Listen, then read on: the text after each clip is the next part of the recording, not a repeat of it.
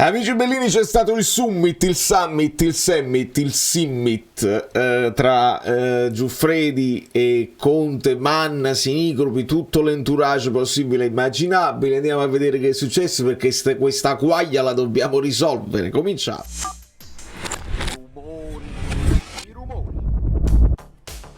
Allora, diamo il benvenuto a Carlo Gagliardi e diamo il ben saluto a Di Lorenzo. Onestamente, io mi sono un po' scocciato, un po' di tutto.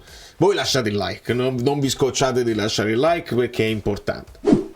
Allora, c'è da chiarire una situazione per quelli che magari non seguono, non hanno seguito il canale, quelli nuovi, eccetera, eccetera. Io non ho mai dimostrato grande simpatia per la gente di Lorenzo, Mario Rui, Gaetano, Foloruscio, eccetera, eccetera. Mia considerazione personale, ho il diritto di farmi piacere personaggi o meno, e non ho nessun rapporto personale. Non mi piace, non mi è mai piaciuto le sue esternazioni, nei suoi atteggiamenti, anche delle cose che dobbiamo ricordarci.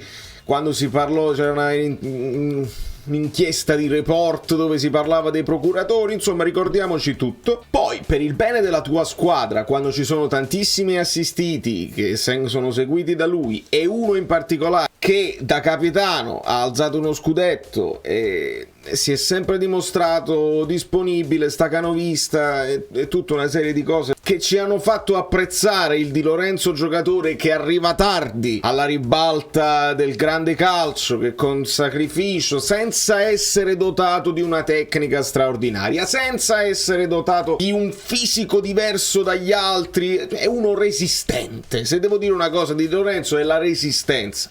Va su e giù su quella fascia, non si ferma mai. Ogni tanto, anche nell'anno scorso ce lo ricordiamo, anche pregevoli cose, cambi di gioco da una parte e dall'altra con il piede non suo, due gol bellissimi col sinistro, qualche buon cross, eccetera, eccetera, le sovrapposizioni. Quindi Di Lorenzo come giocatore nel suo momento migliore non si può mettere in discussione, però è uno di quegli elementi su cui, se poi basi tutto il tuo gioco sulle fasce, dove si può migliorare. Perché rendiamoci conto di una cosa, qua bisognerà cambiare molto, e io per questo nel video di ieri vi dico bisogna vendere. Io, se non sbaglio, ho pure dimenticato il ritorno di Khedira, tra le altre cose, che sposta poco, però nel ritorno c'è una grandissima abbondanza. Un posto dove non sapevamo di dover intervenire per i titolari era proprio la fascia destra. Poi dobbiamo sempre capire se Conte lo vede braccetto o lo vede esterno alto.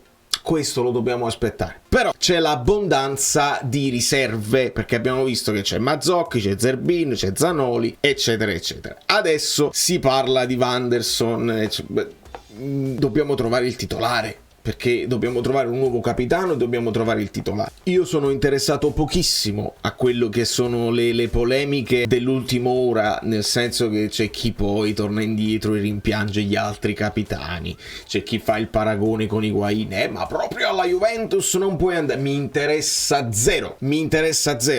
C'ho il poster del capitano qua, voi non potete sapere, io c'ho il poster, ma a me interessa chi deve arrivare, senza andare nello specifico, perché purtroppo il ragazzo è ivoriano e vediamo se De Laurentiis cambia ancora una volta idea per quanto riguarda i giocatori africani. Sarebbe una cosa, ma non scherziamo proprio.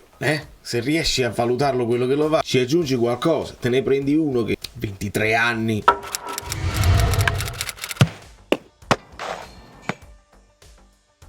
1,90, uno che il campionato italiano l'ha giocato, uno che va e che a quanto pare resta, perché con il Monaco, perché voi mi parlate di Wanderson, con il Monaco lui giocava a braccetto, ha giocato braccetto di destra, lo considerano centrale difensivo, center back, ma è braccetto di destra, poi lo può fare benissimo il tutta fascia. Io, se c'ho Singo, io lo metto tutta fascia e vai con Dio, e diventa un punto proprio su di lui, gestisco la squadra, bisogna vedere che tipo di cosa. Che poi un amico bellino mi diceva pure sì, però non è che ha fatto questa grande stagione. Fidiamoci dei numeri un attimo. 7,54 come rating totale. Wanderson, Monaco, lui si fa tutta la fascia sopra e sotto, tra l'altro brasiliano. 7,37.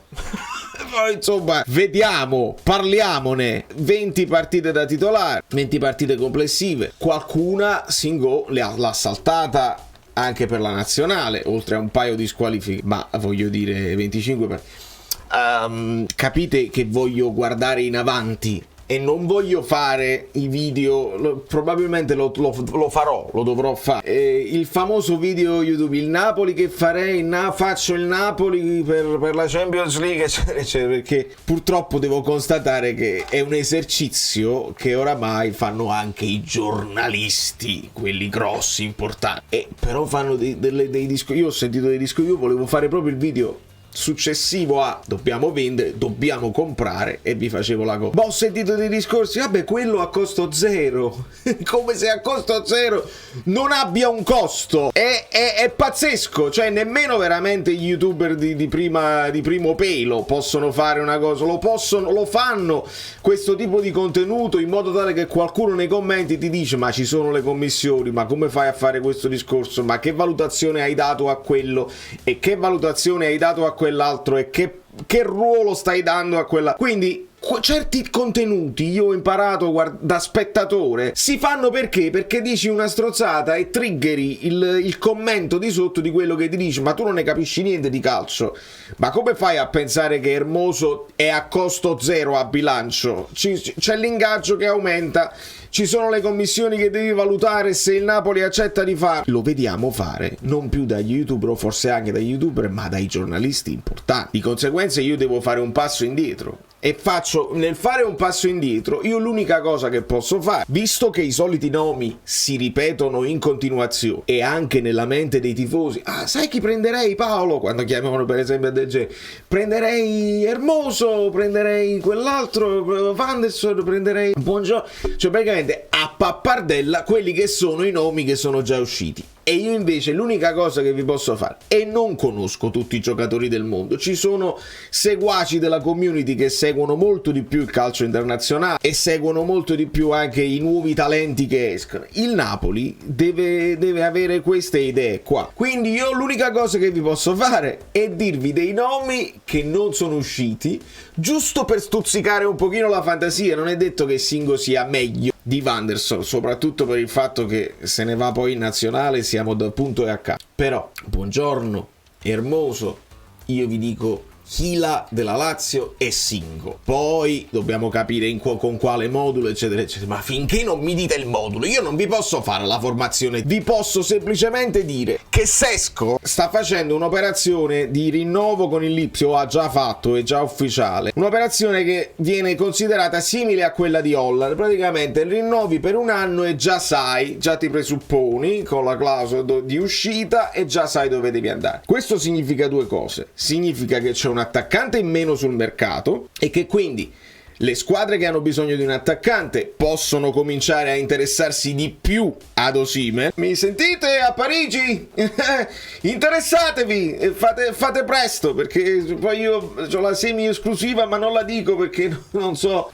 E significa anche che c'è un attaccante in meno per il Napoli da prendere per sostituirlo, e io mi rendo conto benissimo che ci sono gli europei di mezzo e che tu, se non vendi prima Osi, come fai ad impegnarti già con l'attaccante del futuro dove devi spendere un sacco di soldi e poi ti fai prendere per il collo? Ci sono questi tira e molla adesso che vanno fatti, e qua capiremo l'importanza di Manna, qua capiremo se Oriali ci mette una parola oppure no, se è Conte stesso che alza il telefono per parlare con qualche obiettivo, perché Manna comunque è pesce piccolo, noi lo dobbiamo accettare che è pesce piccolo, E se poi si crea quella situazione di Lorenzo, che questo è il video su Di Lorenzo, che se il problema è che Di Lorenzo va alla Juventus e ci stanno raccontando, poi non lo sappiamo se è vero o no, che Manna la prima cosa che ha fatto quando è arrivato è: Di Lorenzo, te ne vuoi andare, vattene. Stai creando il presupposto per un Di Lorenzo scontento che si impunta e vuole andare alla Juventus. Allora che abbiamo fatto? Abbiamo aperto le porte al cavallo di Troia. Giuntoli che va di là, Pompilio che sono presi, noi ci pigliamo Manna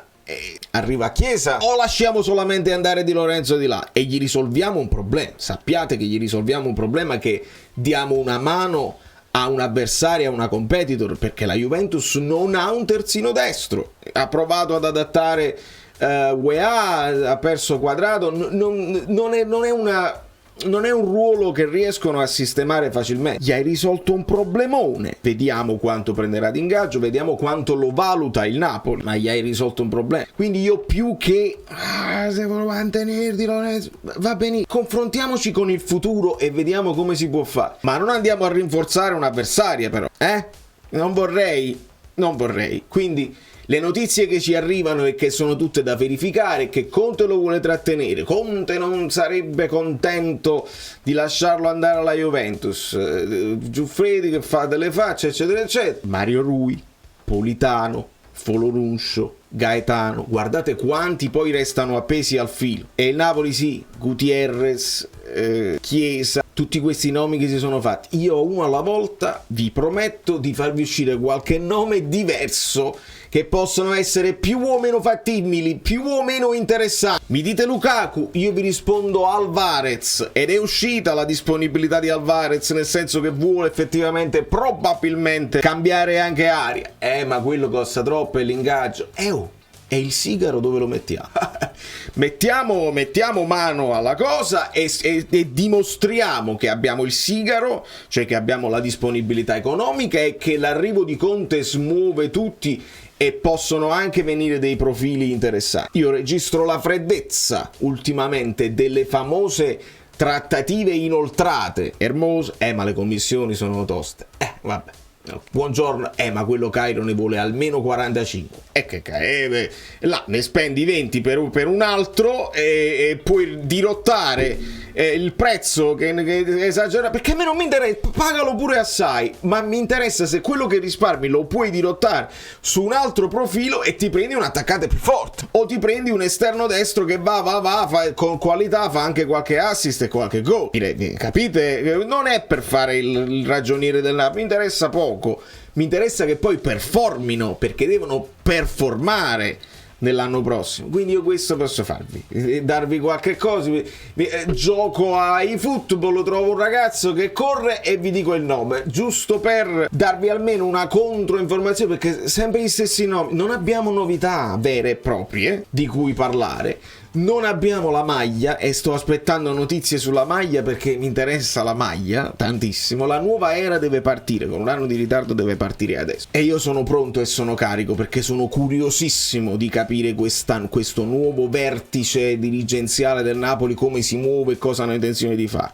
Vediamo. Però non fatemi sentire che credete col cuore aperto solamente alle notizie che vi piacciono. Dovete credere anche alle notizie che non vi piacciono, se credete a tutte le notizie. Come io vi consiglio, non credete a nessuno, fatevi una vostra idea e andate avanti finché l'idea non si realizza o si smentisce, e uno poi dopo l'analizza. Da New York, Valerio Fuido è tutto. Singo, un grande secondo me questo è il momento di prendere, perché magari non ha fatto una stagione e mo te le ha